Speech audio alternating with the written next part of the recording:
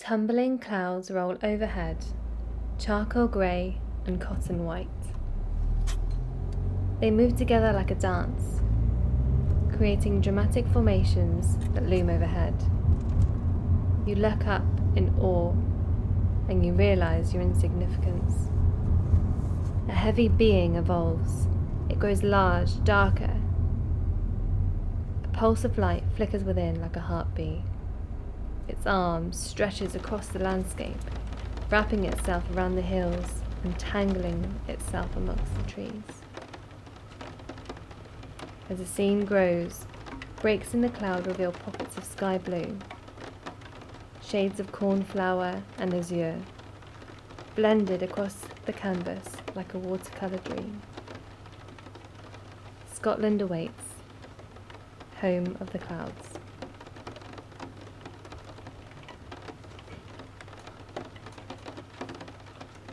Hello and welcome back to another landscape photography video. My name's Susanna and today I'm going to be talking to you guys about forest photography. In particular, I'm going to talk you through how to compose your images, how to plan your photos and how to capture emotion. So let's get to it. I'm going to hit the forest. I've got it all to myself because I'm on private land. So let's go.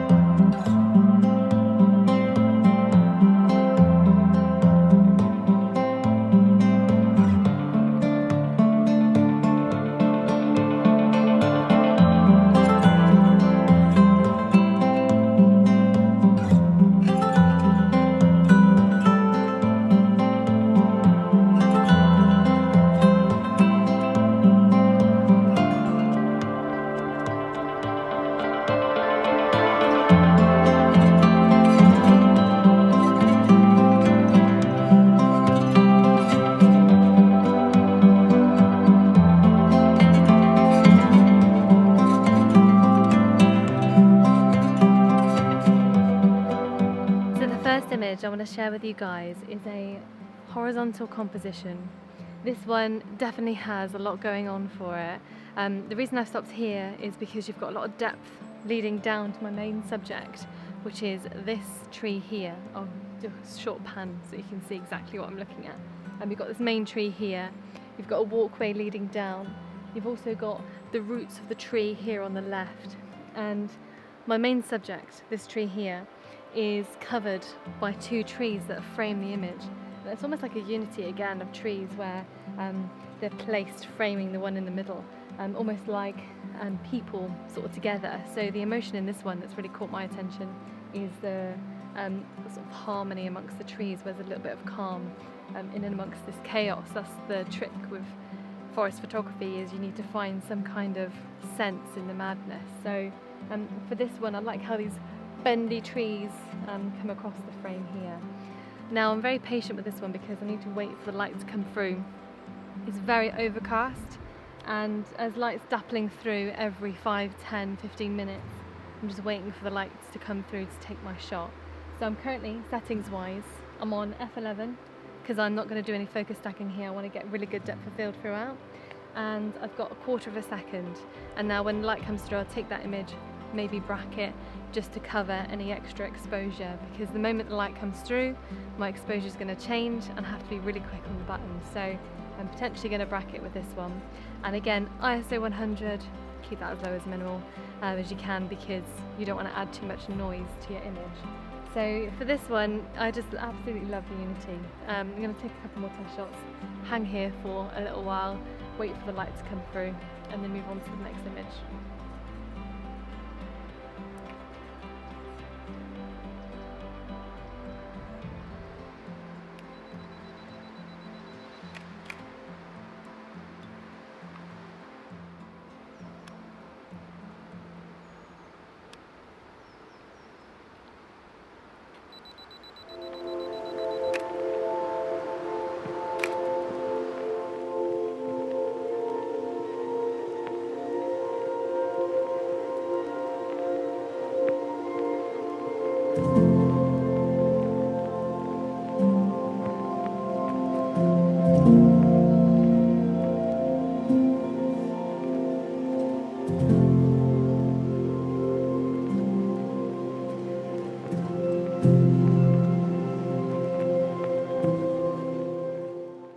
So we're all done here, the first image, and I thought I'd take this opportunity to talk to you guys about some top tips for forest photography.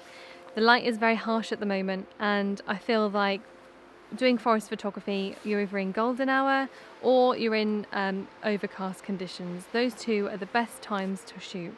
This light right now is way too harsh to shoot, so I thought I'd take the opportunity to talk to you about my top tips in forest photography. So the first one is get familiar with your location. Scout out, learn every inch of the forest. If you've got an area that you want to work in, get to know where the different trees are, different formations, and take test shots. So smaller camera, ideally I've got an EOS 200D, or your camera phone is just as good. Go around and look at different formations of the trees, compose your images, take test shots, and make a note of where to go. So that's one of the biggest tips I want to give you guys, is to do your research and take some test photos in order to sort of get a good bank of locations to go. Saves you a lot of time, and also it helps you work on your composition and how to frame things correctly. Frame things correctly. The next really good one I feel like will benefit you is time when sunset's going to happen. So time the location, look at the direction of where the sun's setting. I know the sun's going to set beyond this mountain here, which is going to give me great golden light into this direction. So any shots that I'm going to be taking are going to be the light hitting the sun in this direction, or if I'm looking for a sunburst, then I'll be shooting into the sunset. So time your location, look at when the sun's setting, get to know the direction of sunset and sunrise, and plan your shoots around the direction of the sun. Finally, the last one I feel I've really learned from this experience is slow down and be reactive. Now I know those two are very opposites and a bit of a juxtaposition, but slow down in terms of your approach, think about where you're going, and if the light is there, react. If the light is there, go for it. The error that I've made during this vlog is I've taken loads of test shots during a beautiful golden hour. The light was absolutely golden, perfect conditions. Took my little camera out for some test shots, expecting that when I come back days to come, then similar light, similar conditions should be there because of the weather, and it just didn't happen. We had a lot of cloud on the horizon, snuffed out all the sky, and the actual day I'd factored in to do my photography, I had no golden light. So some of the images from my test shoots I'm going to put at the end of this video, so you can see exactly how in those conditions it's best to just be reactive and shoot to the conditions that you have. I wish going back I'd taken my bigger camera out with me so I could be more reactive to the conditions and bank some good photos, whereas unfortunately the only ones I have now are on my smaller camera, and they are just quick snapshots. They're not planned, they're not really some aren't even properly in focus. So yeah, it's a bit of a shame. However, that's something that I've learned from my experience to give back to you guys. So let's carry on with the video and head to the next location here.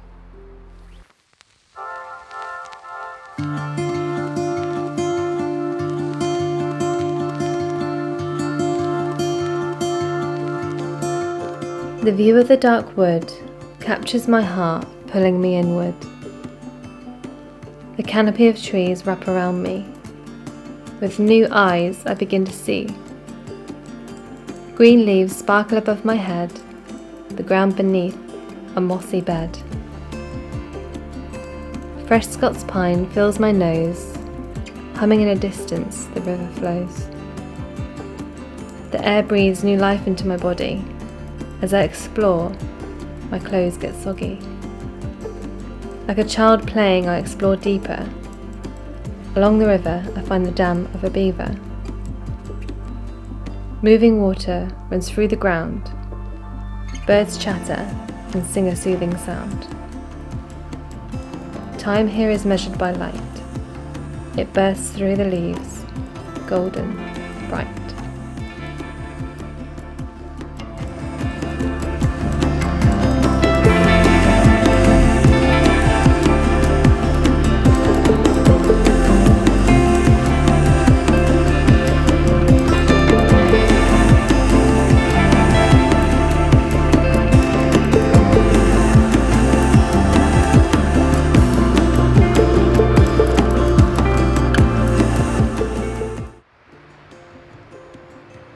So I'm walking to my next composition.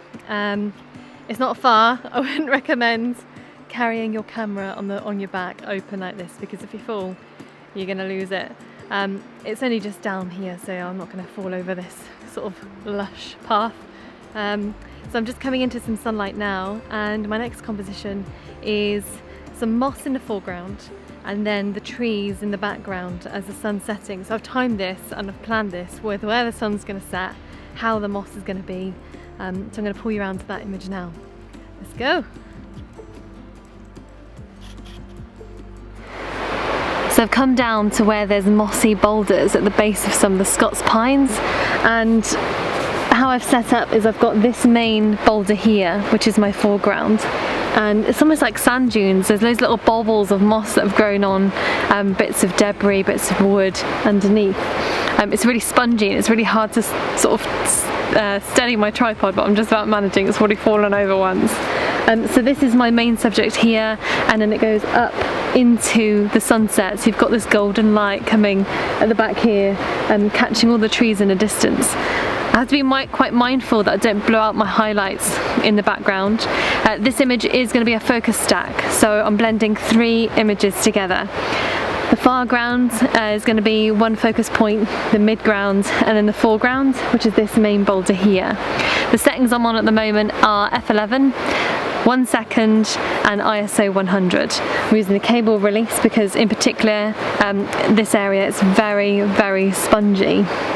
Now, the reason I chose this particular location and this particular composition is because I quite like the carpet of the forest floor being really soft and spongy, and then you've got these tall trees that sort of come out from this ground, this small sort of bit of moss patch, and all of these trees have grown from upwards from within. So my sort of kind of composition emotion I want to get through for this image is sort of the grandness of the trees in the distance, and also the perspective of the forest from quite small.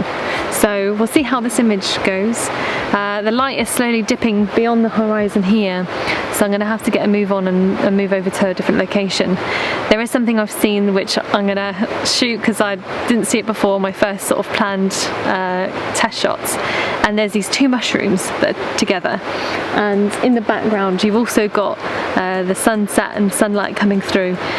This forest floor is covered, absolutely covered in mushrooms, and I think they're going to make for some interesting foreground. So I'm going to hop over there, get some mushroom foreground photos, and then we'll see where the next picture takes us. But we have all evening, all day to exhaust this forest because it's absolutely beautiful. I've got it all to myself, which is lovely.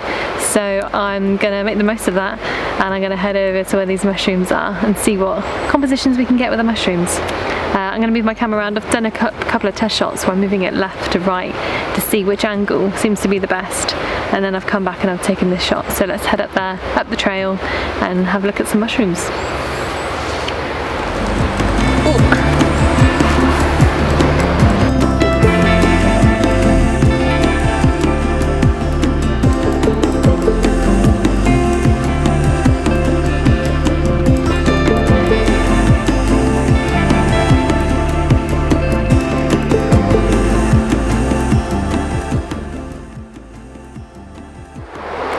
So unfortunately I'm not able to get my tripod low enough to get a composition. The tripods I have are just too tall.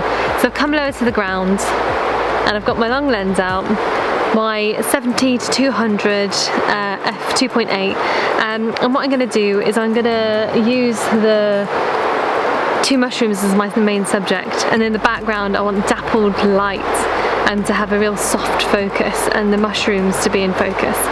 So I'm going to take some test shots. I have to get really quite low, and I'm currently settings, I'm at f2.8, ISO 400 to 500 because the light here is really dark, and shutter speed is 1/25.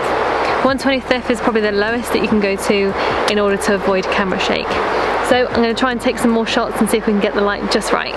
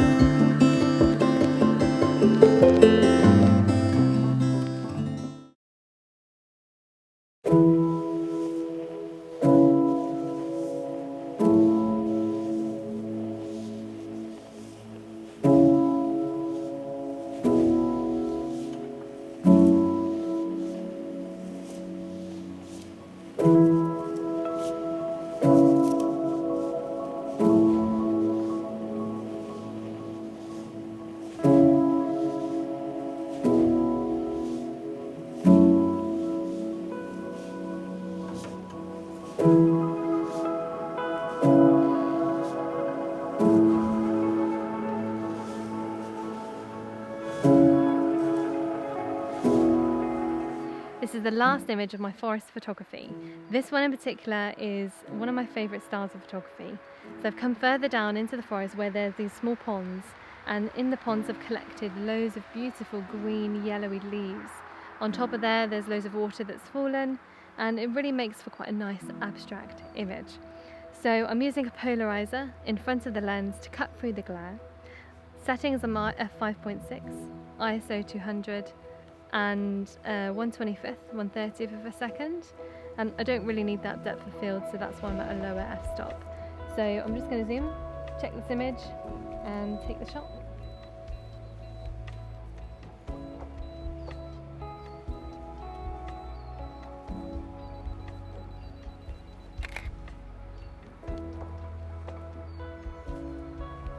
Thanks for joining me this week. Until my next video, wherever that adventure may be, see you then. Bye.